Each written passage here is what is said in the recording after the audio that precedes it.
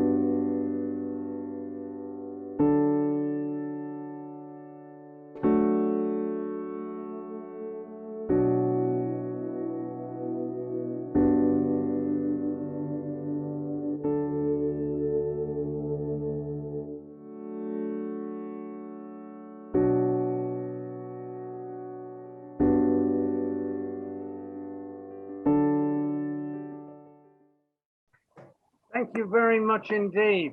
It's a wonderful book because it actually tells a wonderful story about journalism at its best. A tremendous amount of good journalism done in very difficult circumstances.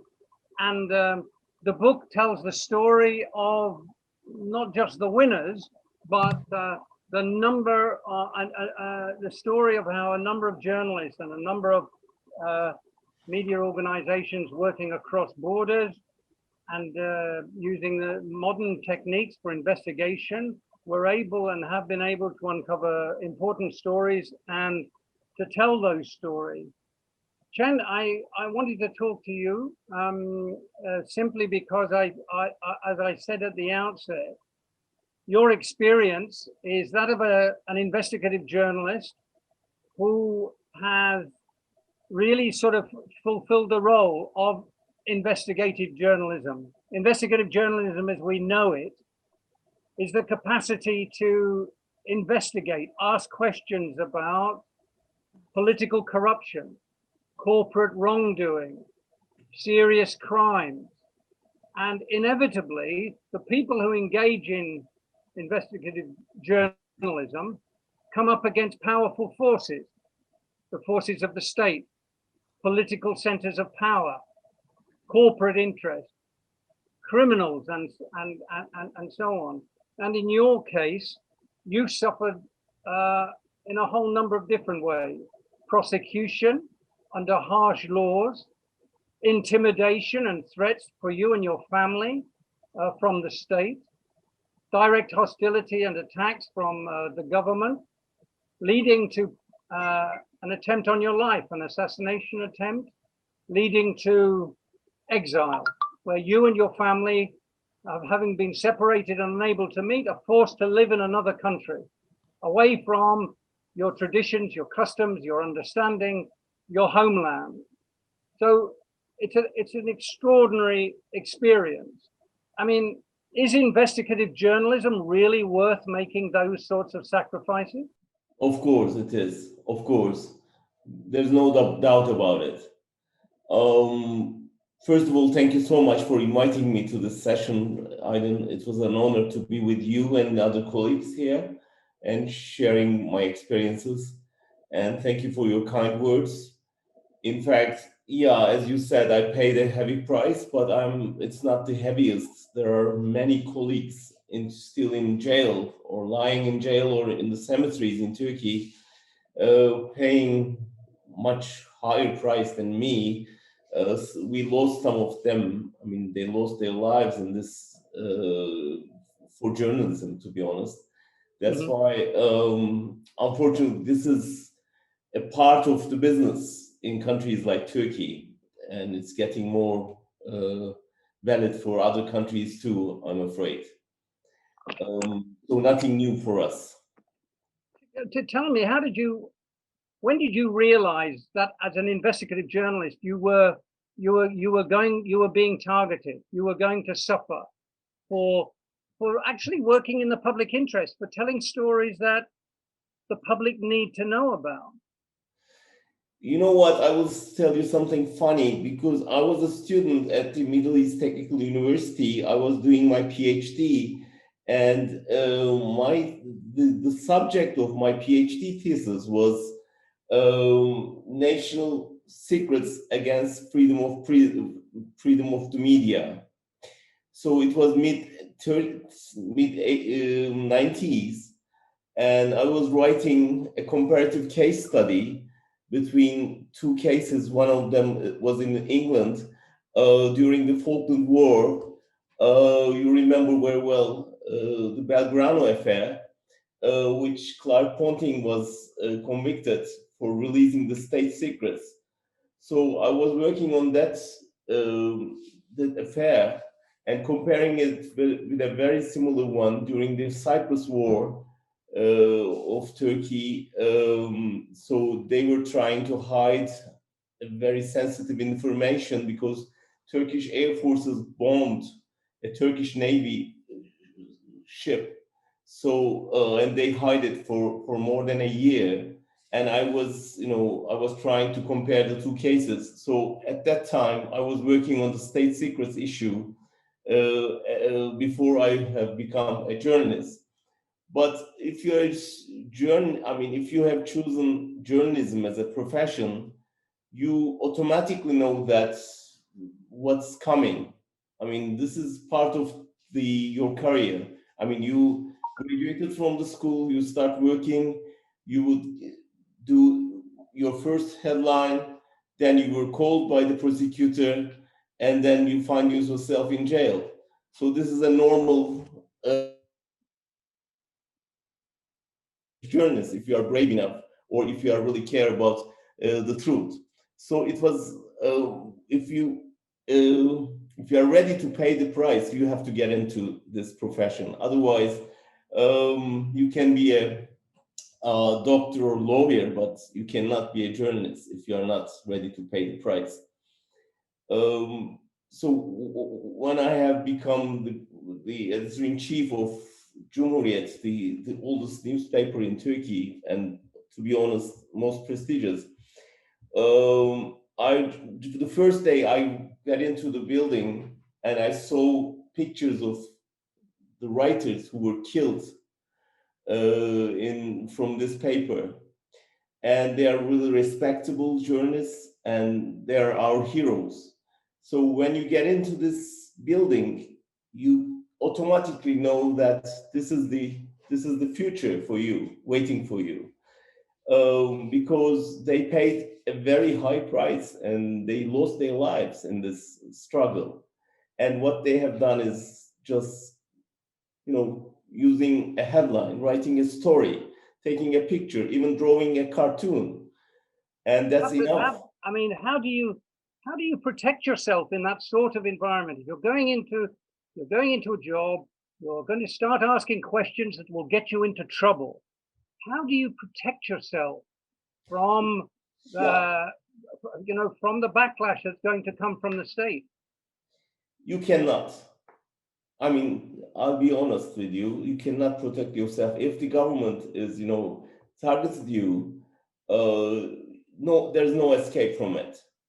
So you can check every corner every time you go out, or you have to check your car if there's something underneath, or you have to try to, for example, one of the writers of ours were killed, and he was clever enough to go to his car before his family. He left his family behind and asked them, wait a second, and after I get in the car, I will call you back. And he couldn't get back because the car was bombed. And this is the way we live daily. It's a daily business, but it's really tiring, of course. But unfortunately, there's no other way to protect yourself. Of course, but how?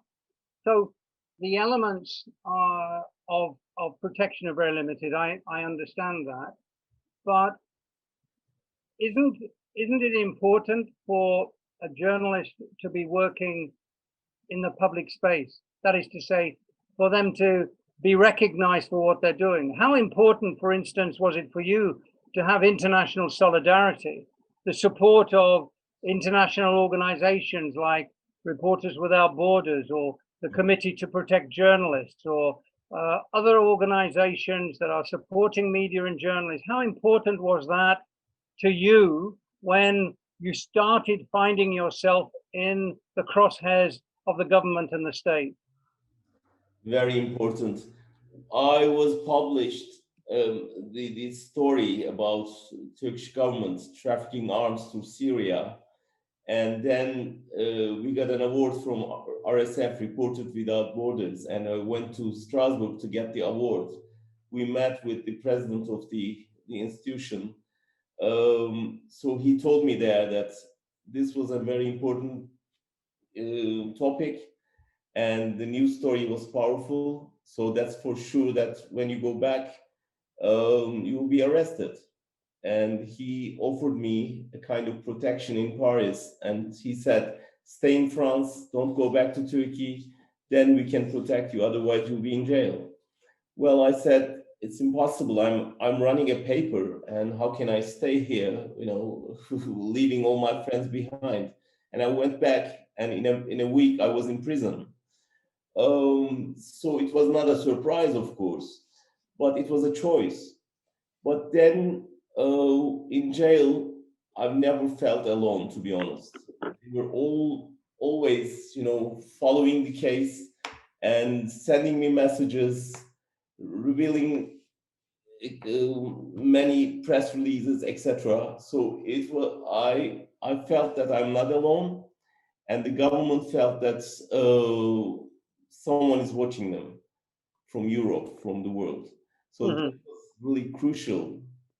And when you see an organization like PEN or RSF or Human Rights Watch or Amnesty International taking care of your case, then you feel that you are not alone. And all the governments are trying to give you the impression that you are left alone in solitary confinement. This is the logic of the solitary confinement.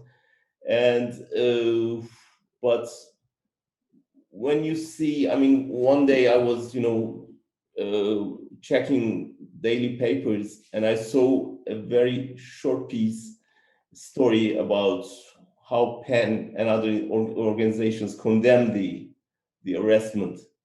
And then it was like a light in darkness, all of a sudden, imagine that people care about you, and that this solidarity took me out, to be honest, from the prison. Right. Okay. Look, I'm going to ask a couple of more questions, but people should feel free if they want to ask a question to come in. What do you think are the most important elements of investigative journalism? What are the checklists of things that journalists have to do in order to, once they start out on a story, which is suddenly going to take them into the area of issues of political corruption or issues of corporate wrongdoing, as I've talked about? What are the crucial things for a journalist to remember? We have mainly two problems. One is lack of information. The other is overflow of information. So the lack of information is hard to cope with because, in countries like Turkey, there's no,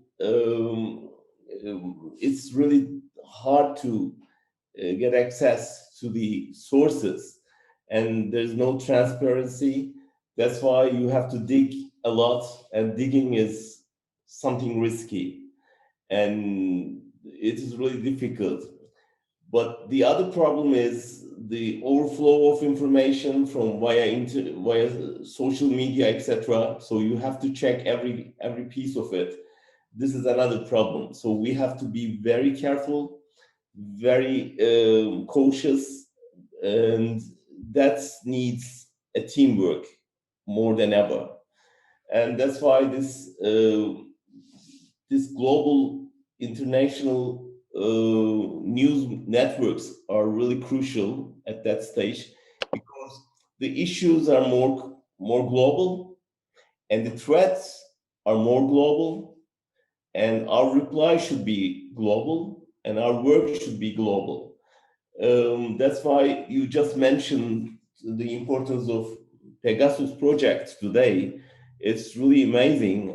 What they have done, our colleagues, I guess 80 journalists worked on that, and they revealed a very important issue, and thousands of phones were surveyed. And this shows how we are facing with a global threat, and how can we cope with it if we come together, and how can we deal with it. That's why first we have to be very careful about our sources, about our information, and of course fact checking is crucial. But at the same time, this solidarity, this cooperation among the journalists all over the world will be more important than ever in the coming years. Thanks. I think that That's a very, very important message for any of the organizations that are working on stories that are difficult. If you're going to undertake a story which is calling out corruption at a high level and within powerful groups in society, you have to get it right. It has to be accurate. It has to be as close to the truth as you can deliver. So I think that's right. That question of fact checking and truth telling is really important. But in the end, you're going to need cooperation from people who have access to the information. And very often that means whistleblowers. And protecting whistleblowers is as important as protecting the journalists. Isn't that right? It is right. And nowadays I'm working on a story, an international story again, together with many journalists from different countries. And it's a global story. And we've been trying to protect our whistleblowers using every possible way. I mean, diplomatic, political ways, and it is really time consuming. It is really very difficult, but this is what it should be, you know. So without them, we cannot reach the truth. In some cases, you know, they destroy the material, they destroy the documents. But if you have a very important witness or a whistleblower, you have to protect them. This is the core of the whole story. But of course, they are the targets of the authoritarian governments. And so it's a tug of war between the governments and us. And we are trying to protect them, and the governments are trying to jail them, kidnap them, or kill them. So this is a very important issue you address. Yeah, I mean, that's true. And I think the issue of solidarity that you talked about is fundamental. Many journalists like to work on their own.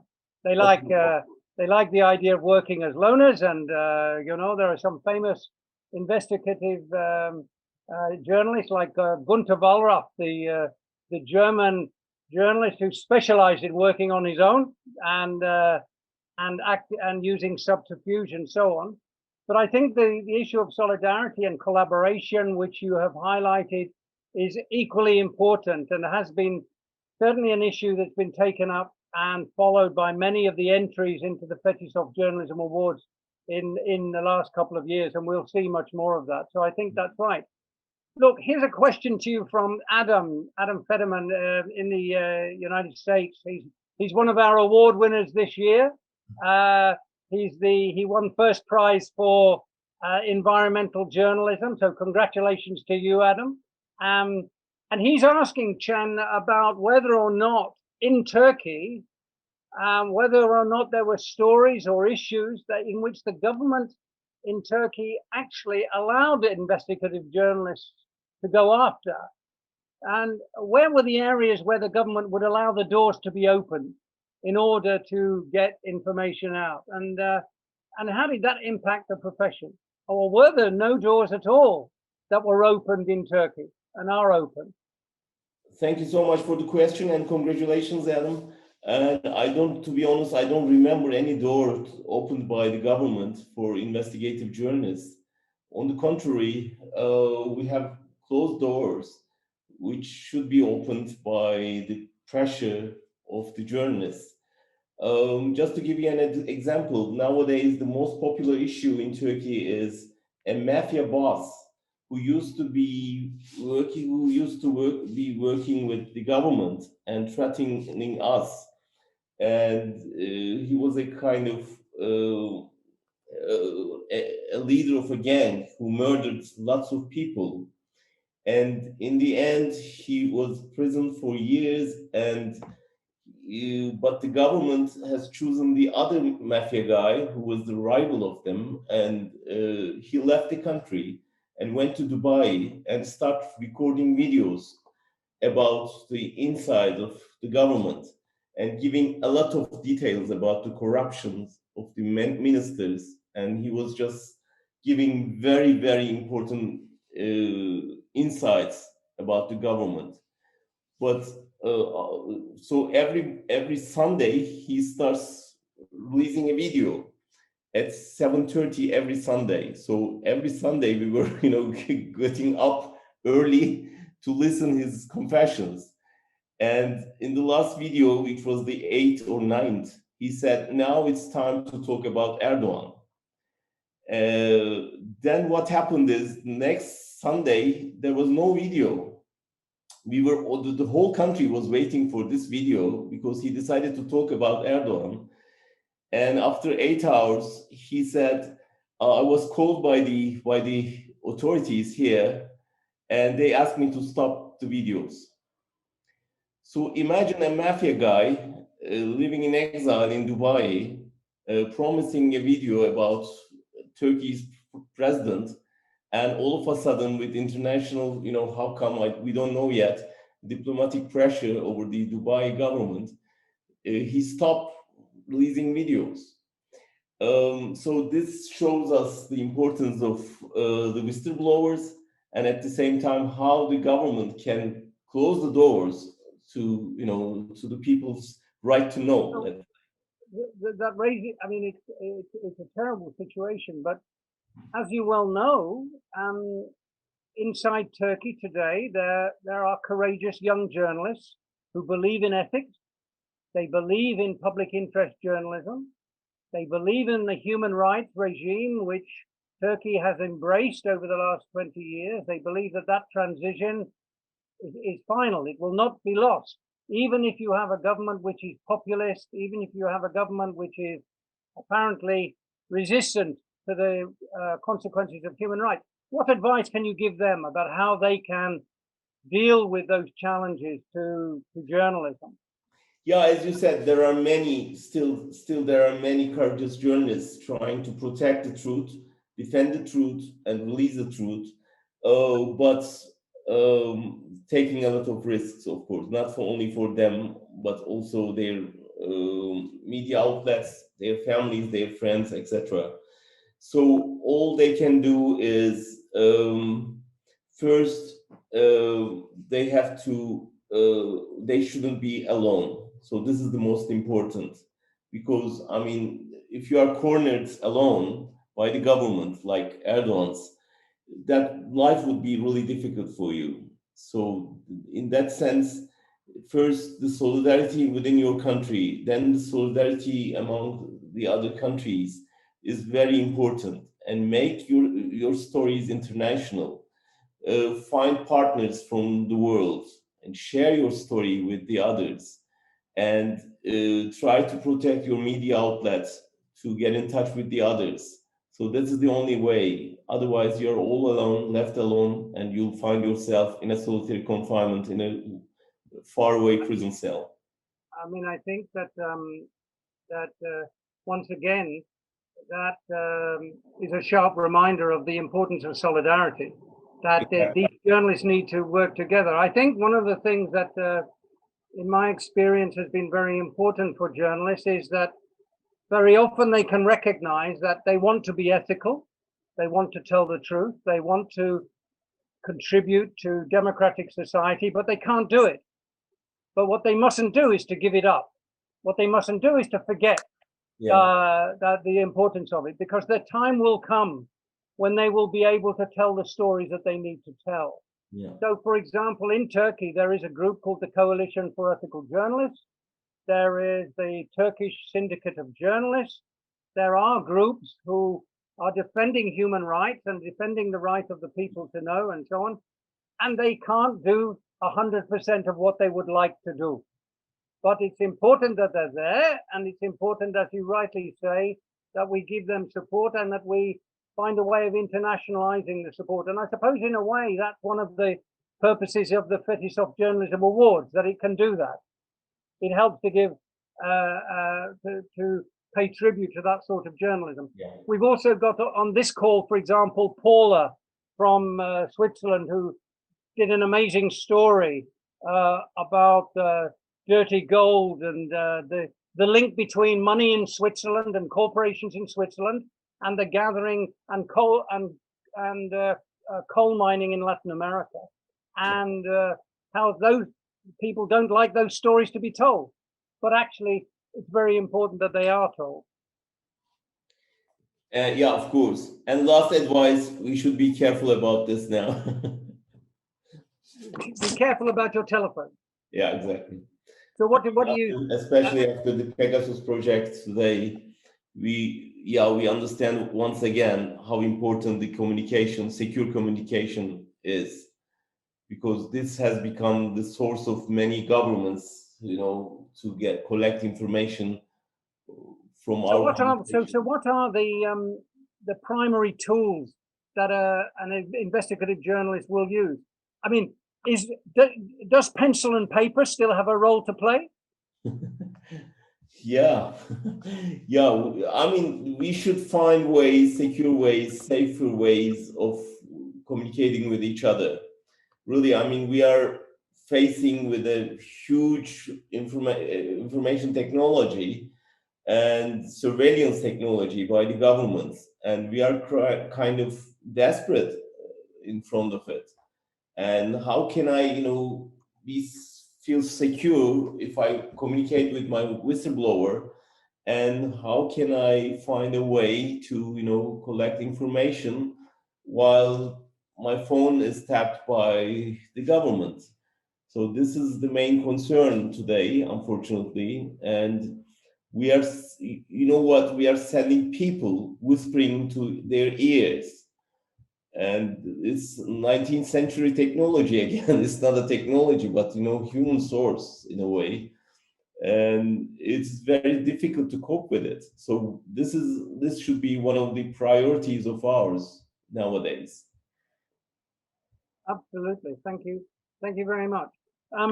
But I think that question of identifying the tools for the framework of journalism. Do you think there's a higher responsibility on media companies to support journalists? Do you think media companies should make more effort to confront the people in power who make life so difficult for so many journalists? In Turkey's case, this is one of the most important problems, unfortunately, because we are not only fighting against the pressure by the government, but also from the media owners. So they are hand in hand with the government, trying to protect their interests instead of freedom of the journalists. So this is another threat which should be, addressed. Look, thanks very much. I mean, Can, it's fantastic. I mean, to hear your story, you seem to have as much enthusiasm for journalism as any cub reporter just starting out would have, and which is great. I mean, I love that. Despite all of the difficulties you've faced, you're a sort of it seems to me an iconic role model about how public interest journalism is so valuable and so important. Thank you very much for that. I thank you so much. If you want to stay with us, I hope you will. I'm going to ask a couple of other people who are on the line about their work and so on, and maybe also to respond to some of the issues that you've raised, which I think are very important. And that is the questions, of government and state obstruction in being able to get access to information, of the importance of solidarity and working with media organizations that are willing to take risks and to support public interest journalism. Adam, I mean, you as a prize winner had sort of a wonderful story. I mean, a great story, which came up against a government which was pretty determined to try to, make an extraordinary assault on the environment and one of the world's most beautiful but most important environmental areas. Tell us a bit about that and your views about how you confront the problems of lack of access to information and, even worse, political opposition. Yeah, first of all, thank you for bringing us all together today. It's great to have this conversation and to hear from Can and what he's had to confront in a place like Turkey. I mean, I think reporting on the Arctic Wildlife Refuge brought together two of the central themes, of the Trump administration. One was the attack on science and on the career civil servants and employees who carry out much of that work within the federal government. It's easy to forget just how antagonistic the Trump administration was to basic science. It kind of came into relief, with the coronavirus pandemic, but it was a strategy from day one was to undermine science, in order to pursue this energy dominance agenda, which maximized oil and gas development everywhere, and in particular on public lands. So one of the key strategies was to try to finally open up the Arctic Wildlife Refuge to development. It's been a target for Republicans for over 40 years, and they were finally able to achieve that through legislation in 2017. But of course, they still had to go through the environmental review process, and that's where the withholding of information and silencing of career scientists and other federal employees kind of came into the story. And I guess for me, dealing with an administration that was as opaque as the Trump administration was when it came to science meant that you couldn't really rely on the same channels that you may have relied on previously. So cultivating sources and finding out how to get your hands on information, in other ways was really the only method to kind of get stories like this out there in real time. You can use the Freedom of Information Act, but you're not going to get much of value until 3 or 4 years after the decisions have been made. So dealing with something like this that was moving at such a rapid pace meant that you really had to be able to find the people internally who were willing to share with you, what the administration was doing and what that would mean for public lands and places like the Arctic Wildlife Refuge. Tell me, when you were dealing with those whistleblowers, how did you identify who were the good ones and maybe the ones who had a different agenda? Because sometimes whistleblowers are acting in the public interest, but sometimes whistleblowers are acting in their own or a particular political interest. How do you make the distinction there so that the journalist doesn't fall into the trap of being manipulated or used in a certain way? Yeah, it's a good question. I think you always have to evaluate the information that you're being provided with sort of on its own terms. And whistleblowers can be complicated people. They don't always have pure motives. But I do think that, that's where the reporting comes in. You're never just regurgitating, just as you wouldn't repeat what the government tells you in a press release. You're not simply recycling documents or information that's given to you by a whistleblower. So, you feel like there's a story there, or there's a story there based on what they've given you or told you, and then you have to spend the time. And this is where institutional support is crucial. And I've been very fortunate to have a fellowship through Type Investigations, which allows me to travel to places like Alaska, or I did a story with a whistleblower in Nevada. It's not, I'm not going overseas or anything like that, but you do have to be able to get on the ground and meet with these people and see for yourself what they're talking about. Otherwise, it is very difficult to verify the claims that are being made. And you raise a really important question, which is who pays for investigative journalism? That's investigative journalism takes time. We know that. It's hard work. You have to gather documents together. You have to check things out. You have to corroborate information. As you rightly say, Adam, you have to get onto the ground. You have to talk to people. You have to meet them. You have to make time to do that. You have to travel. That costs money. How do you pay for it these days? That's the question that I think so many freelancers struggle with today. And of course, there are fewer and fewer staff positions at legacy newspapers and fewer publications that are willing to invest in the kind of reporting that's required with these investigations. I mean, as I said, I've been extremely fortunate to have the kind of institutional support that I've had with type investigations. But I think that freelancers have to be, you've got to be, you got to hustle. You've got to be, grants, fellowships, all of that stuff is part of the work that journalists have to do these days. And it is unbelievably time consuming and it's hard work. And oftentimes you don't get anything. So, but you just have to keep, pushing the envelope because it is really the only way to tell these stories. And I sincerely wish that there was more of that funding out there. I think there should be. I mean, we all know that the resources are there somewhere. And I think if newsrooms and other, if we come up with creative ways to fund this kind of work, I think it'll happen because, there's plenty of talent and there are plenty of hungry, eager journalists out there who I think want to try to tell these stories. I think that's right.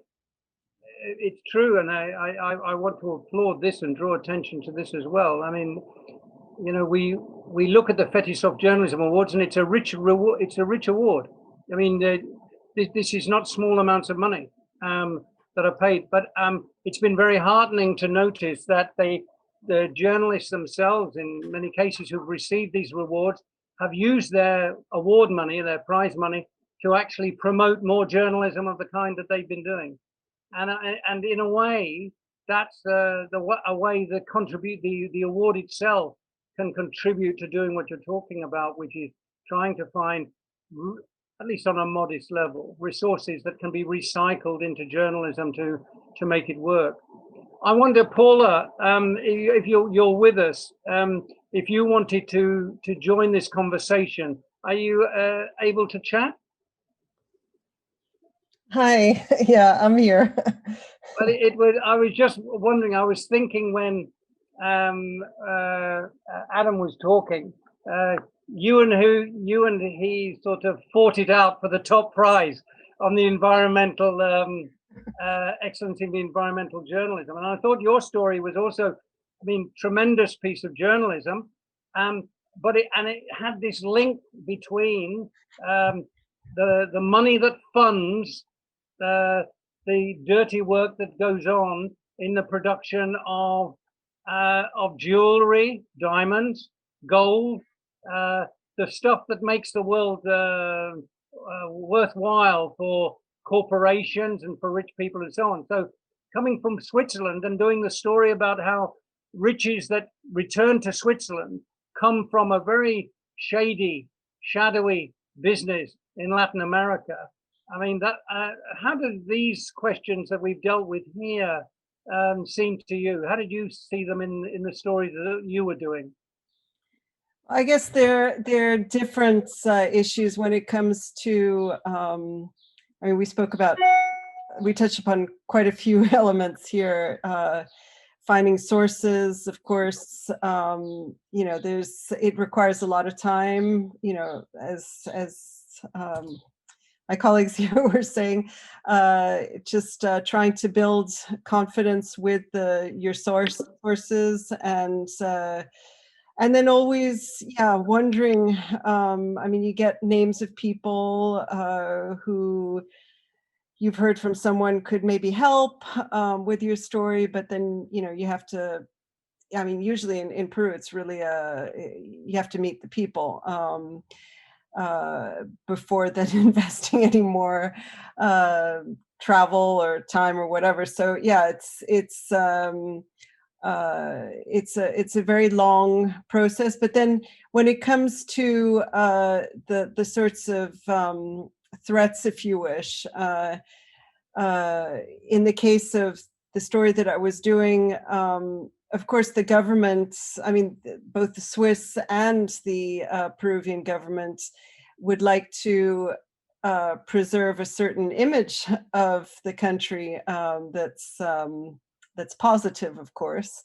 Of course, there would be people from both governments that spoke to me privately about what they were trying to achieve, but which of course I couldn't publish. But then, you know, when it comes to the people that I was reporting on, these members of mafia groups, or even on the other end in Switzerland, the refiners who are buying gold from these murky sources. You know, in both cases, there's you know, it's non-state actor, you know, those sort of non-state actors that can be really quite threatening. So I mean, I've been researching this story for many years, and I've had issues in the past of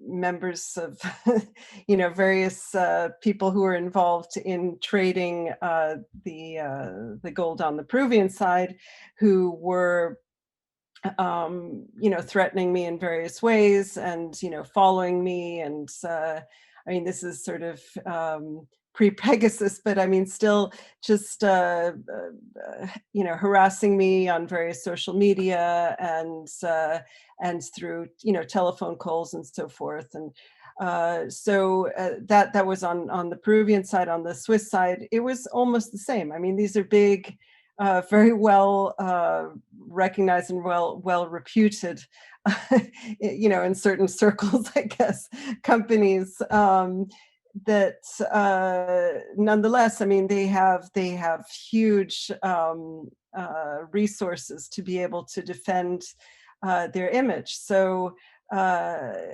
just the I mean, I would get calls from their PR people to try to get my stories removed from publication, or get them offline. So yeah, and, you know, harassing calls as well from them. So yeah, it doesn't the people that you're confronting, you know, it's either the state or companies or mafias or whatever. And I guess it's the same, similar type of stories. Well, I think that's true. We just got joining us now, and I hope he'll be with us in a moment. Mohamed Aboelgheit, who was involved in an Egyptian journalist who was involved in an amazing story exposing the shady corruption around the funding of the conflict in the Yemen, and like you, Can, has been involved a few years ago in revealing issues related to the war in Syria, and putting out information about that. Mohamed, it's great to see you. Can we unmute you so we can see you? Hiya, how are you? Fine. I'm sorry for being a bit late.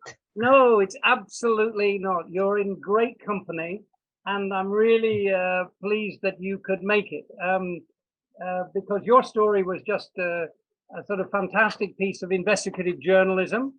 It really, but it was dangerous. Now, what you've missed in this discussion is, I think, all of the interesting material about how journalists are trying to put all their stories together, and how they're doing it in really difficult circumstances. Can has talked about his own unique experience, unique in the sense that few journalists, thank the Lord, have to endure the sort of persecution that he and his family have suffered. But everyone here who has been involved in writing stories that challenge centers of political power, or that challenge centers of corporate power, have all been subject to one form or another of pressure. And that pressure is, it has to be expected. So I'm really pleased that you're able to join us. And Teresa, it is fantastic to see you. I'm really glad that you're able to join us as well. Sorry, I was a little bit late. I was running, finishing another meeting, but it's fine. I'm glad to be here. I'm really glad that you could join us, because both of you are sort of wonderful award winners. But you've both got a fantastic record in investigative journalism. And I just wanted to sort of, and we've heard from Chen, and we've heard from Adam, and a little bit from Paula about the challenges they've had. I mean, I'd like to ask you both a very simple question. In the stories that you did, which were quite different actually, but the stories themselves had elements of great difficulty, not to say risk, in the way that they were done. Tell us about them. Mohamed, first from you. What was the most challenging aspect of the story that you were trying to deal with? What were the most difficult aspects of it? The most difficult thing, it was for me personally, and this story especially, it's about how to be sure that I will not harm anyone from the Yemeni local journalists and Yemeni local sources who worked with us on this story. So it's in every step, in everything we do, everything we publish, you always was thinking about if this will harm that one, if this will be dangerous for the life of this one. And it was about planning to everything before even making only one step. So the main part of Yemen that we worked on, it was the town called Taiz, but we didn't cooperate with any local one from Taiz itself, because we thought it would be very dangerous for the militia working, the militia that we worked on there, it's called the Abu al-Abbas militia. It will be very dangerous if someone local from Taiz worked with us. So we cooperated with another journalist, came from Sana'a, from the other part of Yemen. And even though we made difficult decisions, that many of the important parts of the story, that even we decided to cancel it completely, because we thought it will be very dangerous to our colleagues there. Especially, I can mention a prominent example. I found the name of a specific member of this group, Abu al-Abbas, who has appeared on a video of Al-Qaeda in Yemen. I found the name of him, and I know every detail about this person. I asked my team in Arish, based in Jordan, that I want to put this line in our film about that it's not about the weapon who in common between the two groups, it's about the person, the same person is common in two groups. But they said we need to give him and his group the right to respond if we will accuse them with this a very dangerous accusation. But we found that will be very dangerous to our local journalists who work there, so we decided to cancel all of this part of our work. And the other challenge were about the huge lot of information we got. It's how to make a story. At the beginning, it was I worked for months studying the weapons and what's the weapons common between the Qaeda and the other groups outside the Yemeni army and the armies of the coalition, the Saudis and the Emirates. But after all of that we had huge number, even I think I found at the end 2,000 material in a huge database. And at the end, we found the challenge, what we will choose and how we can make it as a story, as a film in my project. And the end, they say you need to learn how to kill your babies. We killed many of our babies, and to choose to focus on that angle in Taiz. I mean, it's fantastic. The experience you had. I don't know if everybody knows this story, but the story that Mohamed's talking about is how there was secret funding and for the purchase of weapons to be used in the war in Yemen, and how governments were deliberately disguising how that support was going in. But what you've said, Mohamed, is really touches upon what Can and Adam and Paula were touching upon as well, which is this question of sources of information. Not just that the source of information provides you with reliable information, which is really important, and understanding it, but also that the source has to be protected. And the fact that at one stage in a story you decided to kill that part of the story in order to protect the source of information seems to me to be the legitimate and appropriate journalistic response. That what we have to do is we have to create a situation whereby journalists are not just respectful of sources and the information that they get, but they understand the humanity that's involved and the risks that are taken by people who are prepared to speak out, and that we have to find a way of protecting them. So, I mean, I think that's really very important, and I think a really good lesson to be learned by anyone who's trying to gather information, that there are human beings involved in the sources issue, and that you have to protect them as well. I wonder, María Teresa, your story was, again, completely different. I mean, an amazing story about migrants and migration through Latin America. But also it was an amazing example of cross-border cooperation.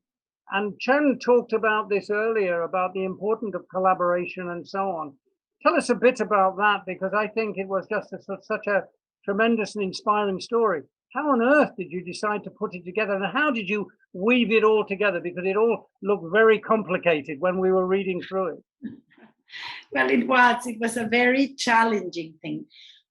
I had that idea of really telling the whole story of the migrants that came from Asia and Africa into Latin America, going north. And we couldn't tell that story with 1 or 2 or 3 partners. We really needed partners everywhere. And that's how we started with a group of partners from Latin America, from Brazil up to Mexico, about 8 or 9. But this is what we do. This is what CLIP does, the Center for Latin American Investigative Journalism. We were created, but we were still very new. We were not even a year old when we started this project. And then as the stories took us somewhere else, we started to look for partners in those places. So let me put you an example. We were obsessed by telling really whole stories, because then it's no longer about, oh, poor the migrants, the same story of the migrants, but more a wholesome story of a human being that just simply wants to change their lives, or needs to change their lives, or they're fleeing for their lives. And we wanted to tell the whole thing. So we found in the middle, one of our colleagues in the middle of the jungle, for example, I'm just going to give you an example, found like a hut with people who had passed through there and left like messages on the wall, and the messages were from Bangladesh, from Nepal, from Eritrea, Nigeria, and of course this in the middle of the jungle of Colombia, which has been traditionally a very closed country. It was a very weird thing to see, and when the journalist sent us those pictures for him, it was like, okay, I found these pictures, and we said, we have to find these people. So we went out with our partners and finally were able to find one of the persons who had left a message there in 2015. And we were able to locate him now in the United States. But he came from Nepal. He wouldn't want to talk to us. So we talked to his mother, because he was illegal, still in an illegal status in the US. So he didn't want to show his face. He said, okay, tell a nice story. And so that was challenging, just to find these stories. Or 300 people from India who were rounded up and sent back to India after this dangerous trip, and sent back to India. So we had reporters in India go and report on some of the cases of what it takes to, when you deport somebody, it seems like, okay, we deported them, that's it. And then to see the stories of how many deaths they had, of the kinds of dangers they were facing with the traffickers because they were back and they couldn't pay, etc., etc. So those were some of the challenges. The other one was to coordinate the data, because of course every country has different data on the way they count how people go through their country. So in some cases, they have them very clearly separated from everything else. In other cases, they have them like regular migrants that come in and regular people who come in and out of the country. And so that was a huge challenge, just to put all of that together with these completely different data. And then the other thing that, for example, was probably the most difficult thing for us was that we, in a way, we were coordinating this, and I felt I had to do part of the reporting, otherwise I couldn't be editor or coordinator of such a complex thing without really feeling about it. And so I went to some of the areas, which is in Darien, in the frontier between Panama and Colombia, which is a very dangerous area. We had the paramilitaries, as we call them here, but they're really like narcos that were breathing on our necks, and we could see them. And sometimes they sent their thugs to stop us from recording. So we had to have special permissions, blah, blah, blah. And there I realized I was sending people to really dangerous areas, because some of them, like, for example, our colleague Suchit, who went into Honduras and did the trip from Guatemala into Honduras, another very dangerous area, or the ones who were reporting in the frontier in the north, who traveled by bus from the south of Mexico with some of the migrants up to the north of Mexico to travel to the frontier in the US. They also had some of these buses sometimes were kidnapped by narco traffickers and people were extorted, blah, blah, blah. So then I realized, and we had to do a special effort of making sure everybody was doing as best as they could in terms of danger. And at the same time, as Mohamed was saying, not putting in danger the migrants, so that we were sure that they would only be photographed or interviewed, given their faces if they wanted that. If they didn't, then we had to figure out, like we did, drawings or other kinds of photography or other kinds of more artistic kind of way, or just their voices, so that they could tell their stories without being really put in danger. So yeah, it had many challenges, and that's why. And now what we are very happy about it's that we continued this work. We updated all the work that we have published, and in about 2 weeks here in Colombia, in the book fair, we're going to publish a book with all the stories, but with renewed information, because we continue to track the migrants of our stories and see what happened to them. How are they? Congratulations. Yeah. Really, Maria Teresa, congratulations. It's just a fantastic story. I believe that the migration story is one of the most important stories of this lifetime, of any lifetime. And to have it told in a sort of an honest and a humane way, as you have done and through this project of yours, is just magnificent.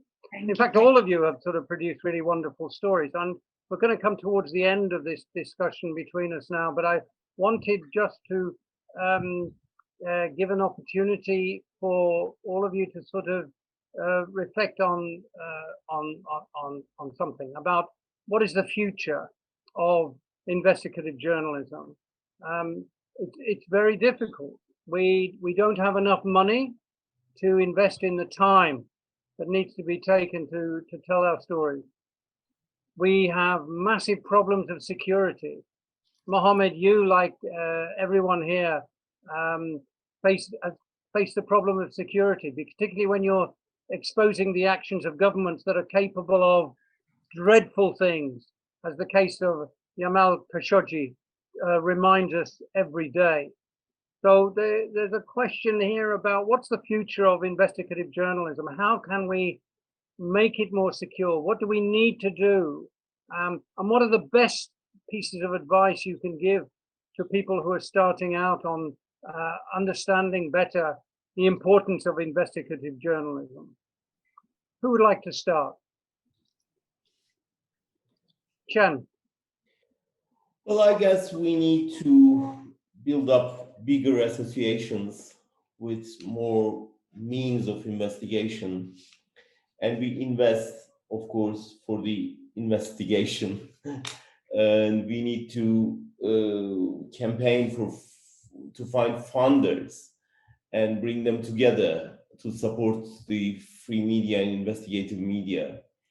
This is one dimension. I mean, one dimension is coming together and make bigger associations. The second one is funding. And of course, protection is one of the dimensions. Absolutely. Protection of the teams, protection of the whistleblowers. And so this organization, those organizations already exist, but not big enough, should be taking care of the content, the solidarity, the communication, the safety, and protection. I guess that's the future of it. That should be, at least. Absolutely. I mean, I think thanks very much for that, and so on. María Teresa, you have had experience with the Committee to Protect Journalists. You'll understand very well what Can is talking about, certainly about protection and so on.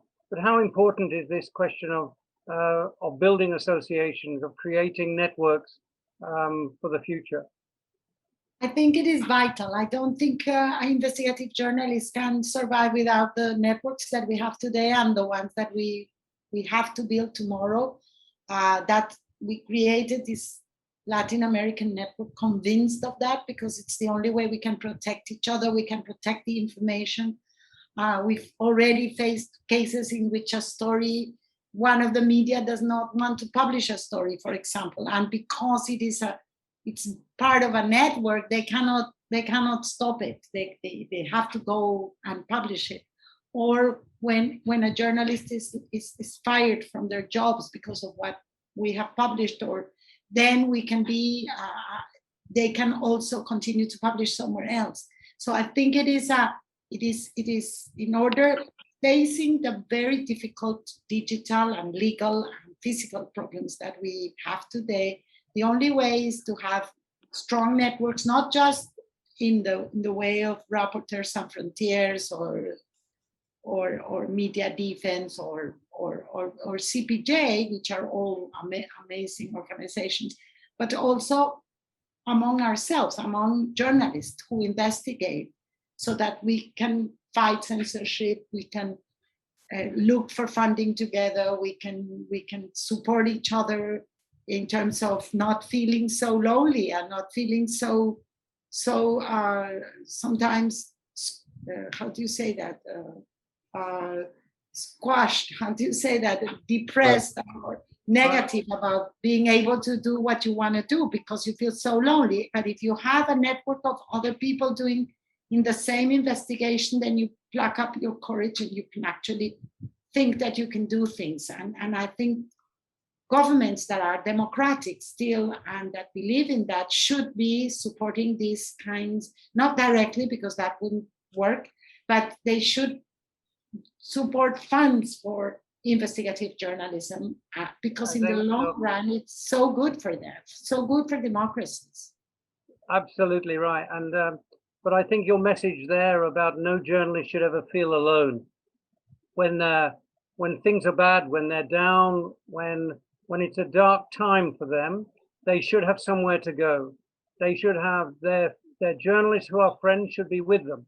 And I think that is really such an important message. I think that's right, Mohamed. That's a message I can imagine that you would and your colleagues who've been working in the Middle East as an Egyptian journalist, you will know, I mean, how difficult it is when you're working on your own, when you seem to be in a minority, when everything seems to be against you, you do need to be able to tap someone on the shoulder and hear a word of encouragement.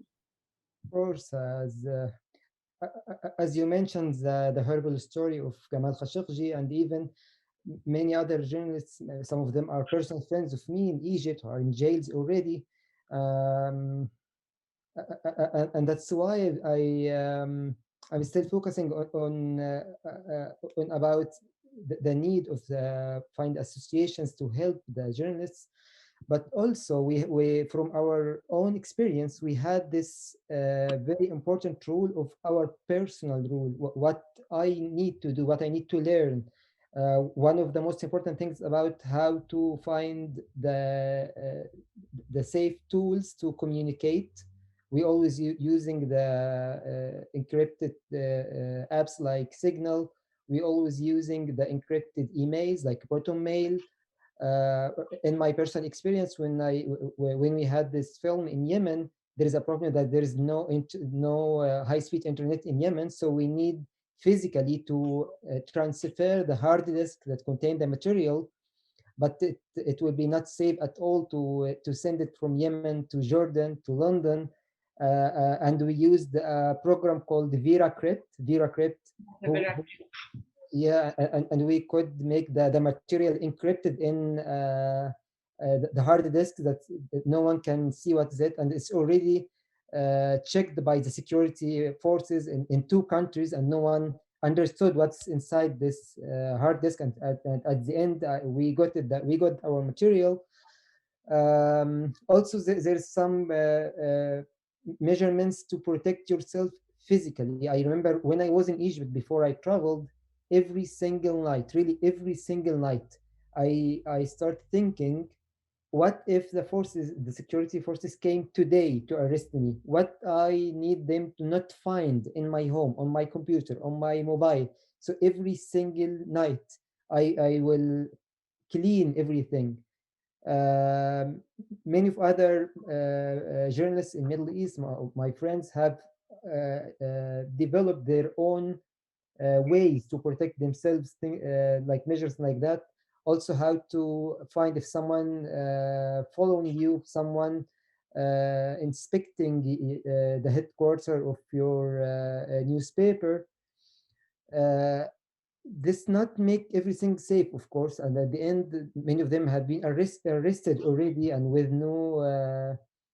Even in Egypt, we had that way that they put them in jails, but with no prosecution. You can stay for 2 years like that. But this sort of measurements can help to make it less worse, at least. I think that you've again given some really excellent advice there. Earlier on, you know, we talked about the values of technology and how technology is great, and this has become a good friend of ours in terms of our ability to communicate and our ability to do stories. But it actually can also be our worst enemy, because this contains within it. Important to understand how not to be hacked. Yes. Absolutely. It's a very simple advice that don't ever open a link that you don't know. Don't even a photo, even nothing at all. Absolutely. So that question of security, that question of understanding the tools that we have at our disposal, they can do wonderful things for us, but also they can be completely our undoing. And if we want to protect our sources, we have to be very careful about how we use this modern technology. Adam, is there anything you wanted to add?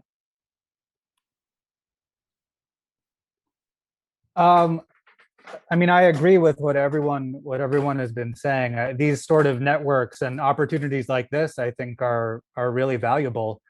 I mean, in some ways, it's a paradoxical moment for investigative journalism, because barriers to publishing are probably lower in some ways than they have been in the past, which allows for new, potentially creative opportunities.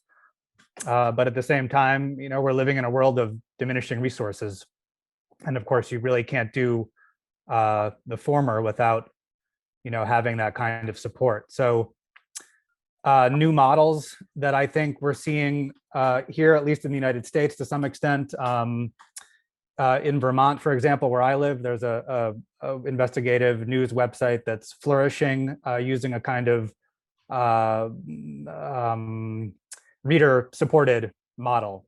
and they're doing, you know, really fantastic local investigative journalism, and they've managed to figure out a way to, you know, fund that work. And I think now they probably have the biggest newsroom in the state. So you see some new models that are starting to replace the older legacy papers, and hopefully there's a future for that space.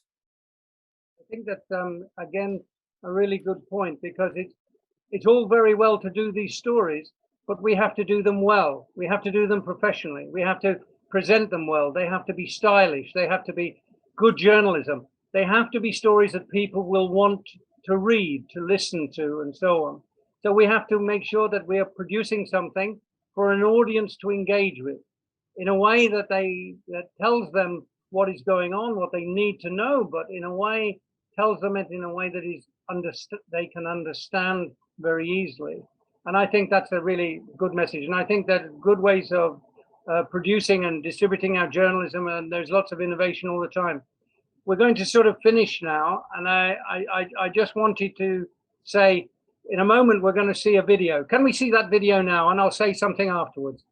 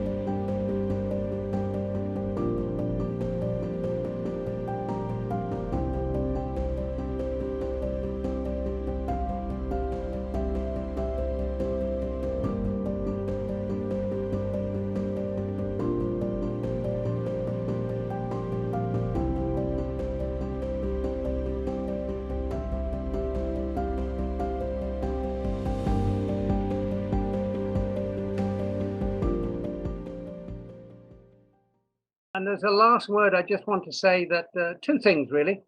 First of all, I have enjoyed this immensely. It's been fantastic to listen to colleagues talking about the way they've worked, what they've done, the problems they face, and the challenges that they've overcome. And I congratulate you all. It's just tremendous.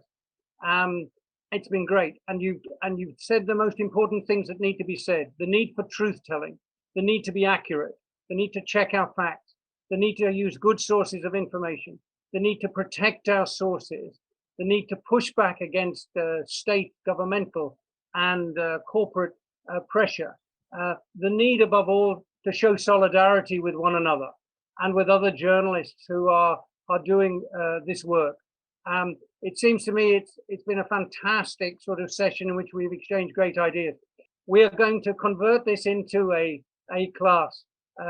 We're going to take all of the lessons and all of the exchanges, and we'll build around this a piece on investigative journalism in its modern form and what more can be done. So this has been really excellent, first rate. Thank you all very, very much for giving up your time. Some of you I know are going through really difficult time in your lives, and I understand that very well. But what you've done has been fantastic for journalism, and what you continue to do is fantastic for journalism, and we're eternally grateful to you for it. So good luck to everybody. Thanks very, very much for taking part, and I'll keep in touch with you, and I really want to do this again. Have a good time. Lovely to see you. Thank All you. the best. Thank Bye-bye. Thank you so much. Thanks a lot, everyone. Nice to see Bye-bye. everyone. Nice to see you. Yeah. Thank you. Nice to see you. Bye. Bye-bye. Thank you. Bye-bye.